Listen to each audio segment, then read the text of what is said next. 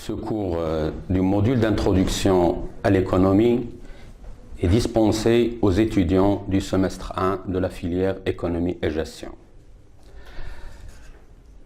Son objectif principal est de permettre aux étudiants de connaître le champ d'intervention de la science économique et de se familiariser avec les concepts de base de l'économie. Il s'agit notamment d'initiation aux concepts de base et méthodes de l'analyse économique. Elle porte sur l'origine, la définition et l'objet de la science économique, les principaux courants de la pensée économique, les agents, les marchés et les opérations économiques. Elle porte également sur la mesure de l'activité économique. Une attention particulière sera accordée à cet égard à la détermination des principaux agrégats de la comptabilité nationale. Le cours est organisé de la façon suivante. Le chapitre 1 sera consacré à une introduction générale.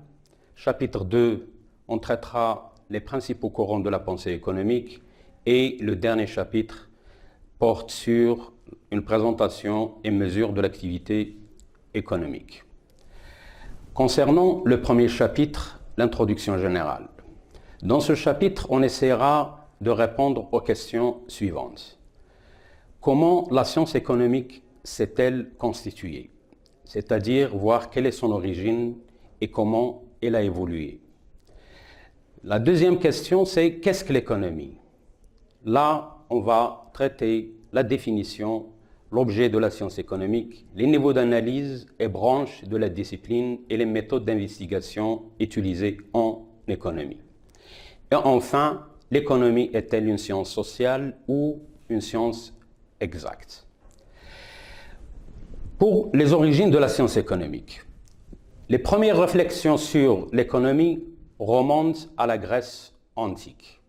On les retrouve chez Aristote, Platon, Socrate et Xénophon. En effet, étymologiquement, le terme économie vient du mot grec oikonomos.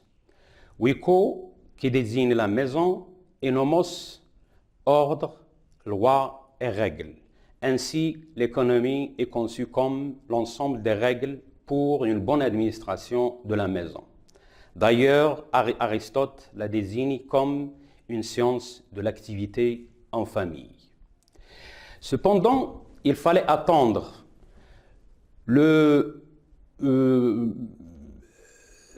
Cependant, jusqu'au Moyen-Âge, c'est à travers la morale et la religion que l'on va aborder certaines questions économiques. À cette époque, l'Église dominait l'activité socio-économique et condamne la richesse matérielle. L'économie n'existe donc pas vraiment en tant que discipline autonome. Elle dépend de l'Église. Donc il fallait attendre le XVIe siècle avec la Renaissance, ce qu'on appelle les siècles de Lumière, de 1450 à 1789, qu'on considère comme un vaste mouvement de transformation intellectuelle, morale, économique et politique, caractérisé par le développement de l'art, la science et la réforme de l'Église, les découvertes et l'apparition de l'État-nation, que l'économie va apparaître comme une discipline autonome, séparée de la théologie, de la philosophie et de la morale. L'économie abandonne alors les préceptes moraux et religieux. Il devient une discipline ayant sa finalité, son objet et sa méthode propre qui lui sont propres.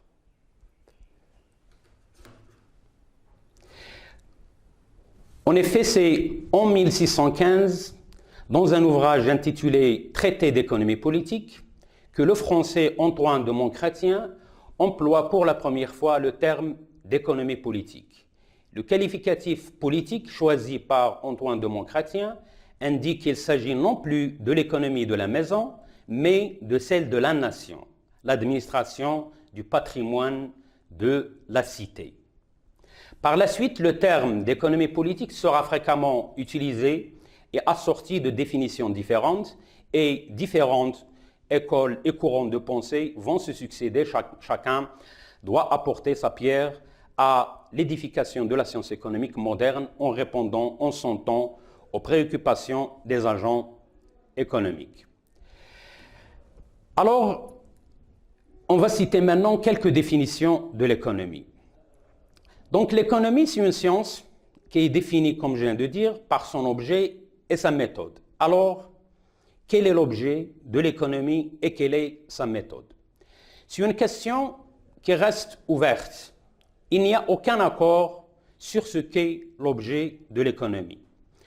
La variété des définitions justifie bien sûr un peu ce désaccord et cette mésentente entre les économistes concernant la définition de l'économie. Pour l'école classique, l'économie est considérée comme une science de la richesse. Par exemple, Adam Smith considère l'économie politique, l'objet de l'économie politique est d'enrichir à la fois le peuple et le souverain. Jean-Baptiste Say, quant à lui, considère que l'économie politique enseigne comment se forment, se distribuent et se consomment les richesses qui satisfont aux besoins des sociétés. Pour l'école néoclassique, l'économie est considérée comme une science de l'échange marchand et des prix. Ça, on le retrouve au niveau des définitions de Léon Walras, Karl Menger et Stanley Jevons. Pour Léon Walras, l'économie politique est essentiellement la théorie de la détermination des prix sous un régime hypothétique de libre concurrence absolue. L'ensemble de toutes les choses matérielles ou immatérielles qui sont susceptibles d'avoir un prix parce qu'elles sont rares. Donc là, l'économie elle est liée à la rareté. La pensée socialiste, quant à elle, notamment bien sûr à travers les définitions de Karl Marx, Friedrich Engels et Lénine. Pour Engels, l'économie ne traite pas de choses, mais de rapports entre personnes, c'est-à-dire les rapports sociaux ou bien les rapports entre les classes.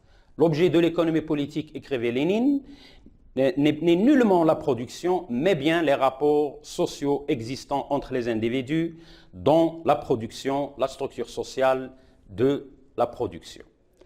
L'économie comme science des choix efficaces, théorie libérale au XXe siècle, notamment Robbins, la définition de Lionel Robbins, l'économie est la science qui étudie le comportement humain en tant que relation entre les fins et les moyens rares à usage alternatif. En somme, qu'est-ce qu'on peut retenir de cette diversité des définitions?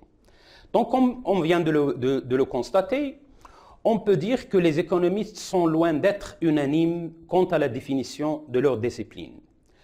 Cependant, il convient d'insister sur deux aspects fondamentaux de la définition de l'économie qu'on peut retrouver dans les différentes définitions, à savoir les besoins illimités et les biens et services rares, d'où la nécessité de faire des choix. Le problème économique peut ainsi se poser comme suit. D'une part, on a les besoins qui sont illimités. D'un autre côté, d'autre part, on a les ressources qui sont rares et illimitées. Donc là, l'homme, il est confronté à un problème de choix. Il ne peut pas satisfaire tous ses besoins tant que les ressources sont illimitées. Donc, il doit choisir la meilleure allocation des ressources disponibles par rapport à un objectif particulier individuel ou social. Il est donc nécessaire de faire des choix et des allocations en termes d'affectation de l'utilisation des ressources dont l'individu, l'homme, dispose. Alors, la rareté, comme je l'ai dit, il impose des choix. Dans un monde où on a les ressources qui sont rares ou bien en quantité limitée, donc les agents économiques vont s'organiser pour une allocation de ces ressources, c'est-à-dire utiliser ces ressources en évitant les gaspillages et assurer une répartition, bien sûr, de ces ressources de telle sorte à satisfaire le mieux possible les besoins individuels, arriver à une satisfaction optimale, bien sûr, de ces ressources.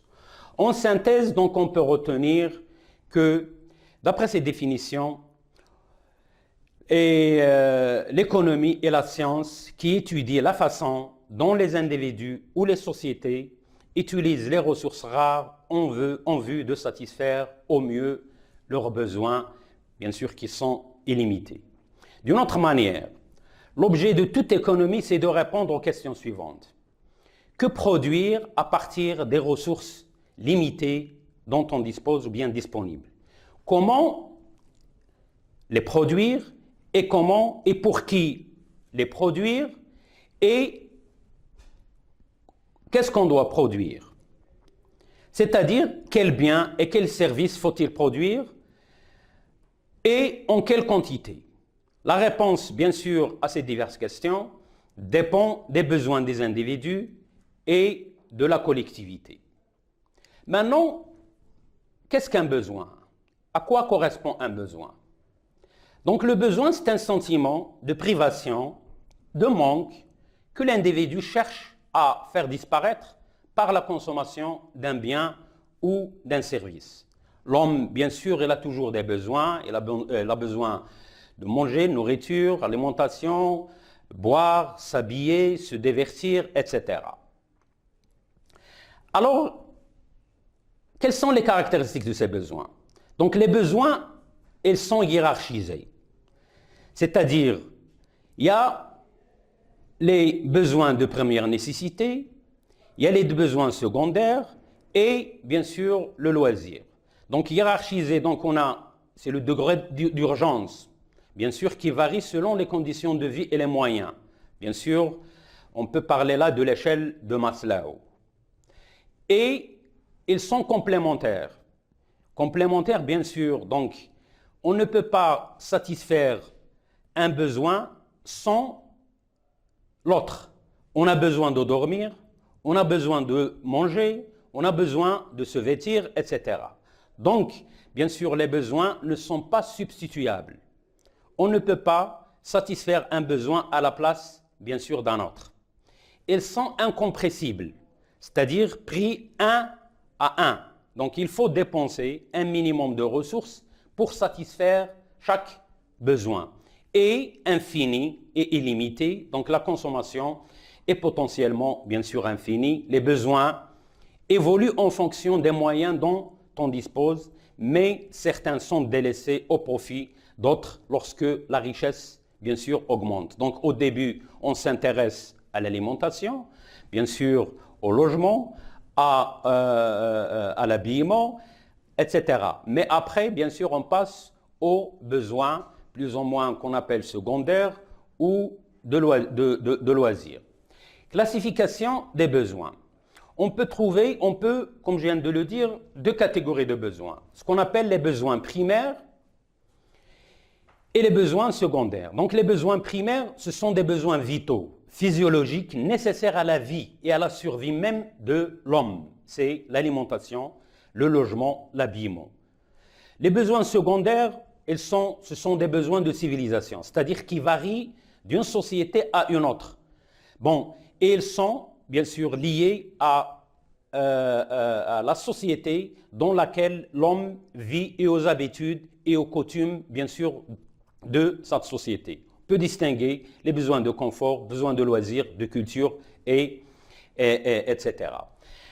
Maintenant, on parle de besoins économiques. Qu'est-ce qu'un besoin économique? On dit qu'un besoin est économique lorsque des biens et services sont achetés pour satisfaire, bien sûr, ce besoin.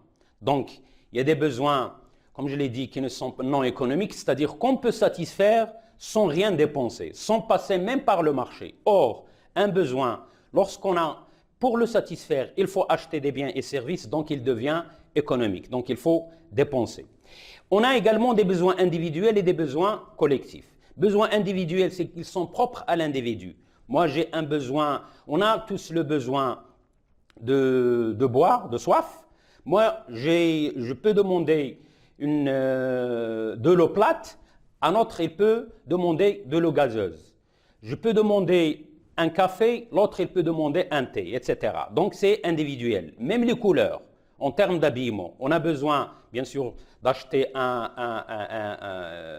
une chemise. Bon, moi, je la cherche carreau, l'autre, il peut la chercher blanche, etc.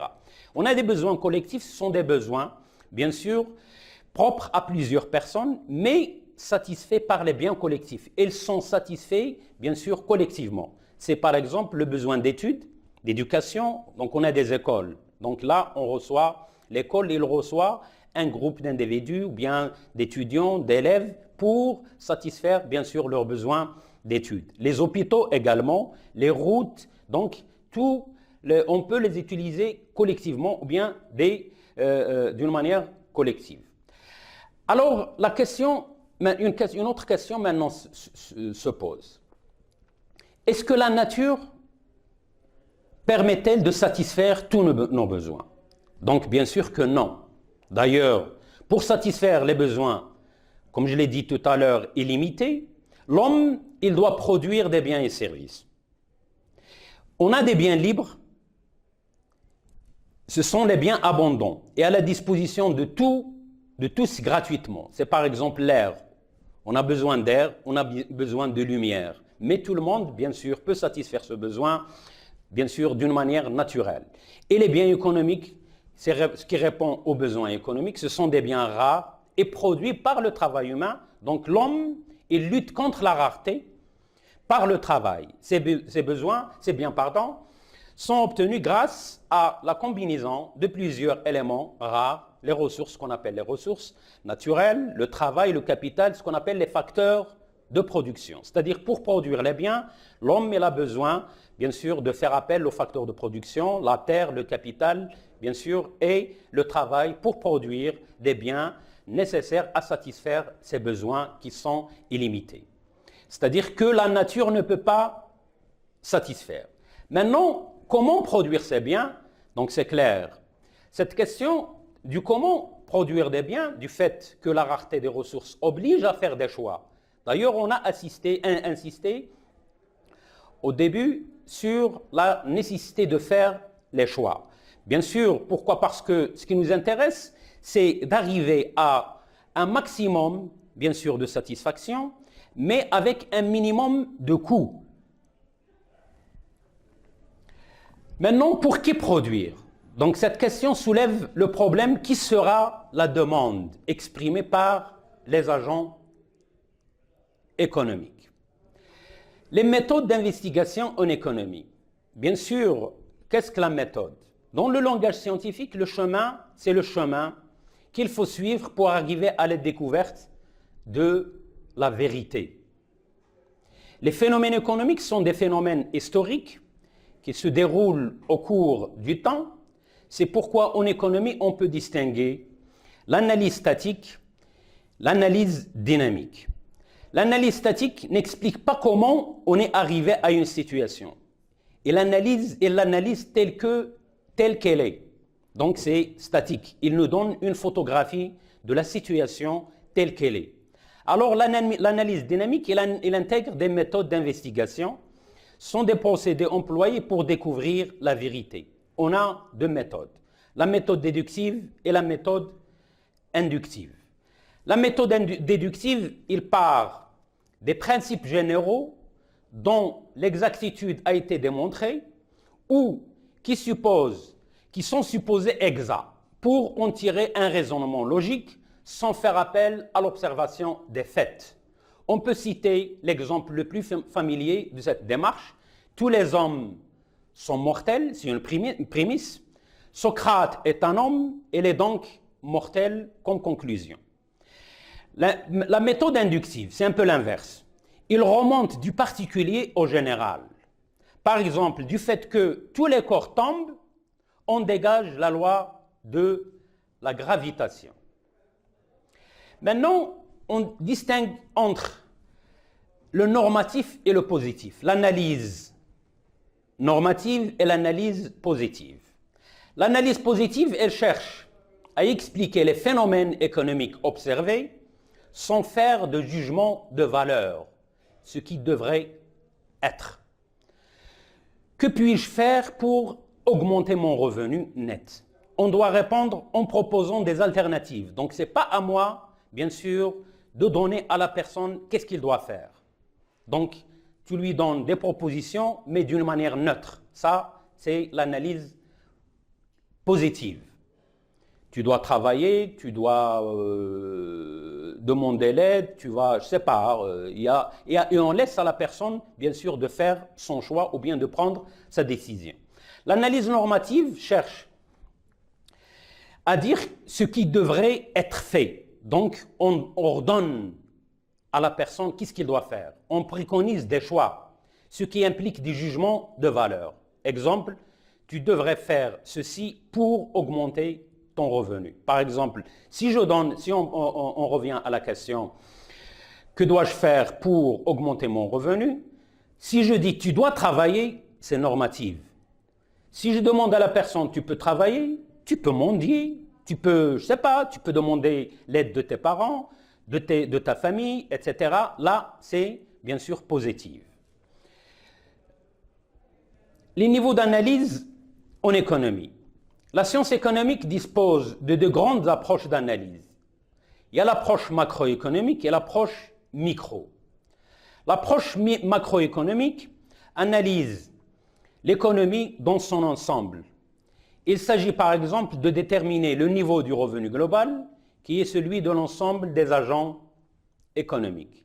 Alors que la micro, elle analyse le comportement individuel des agents économiques, notamment le consommateur et le producteur.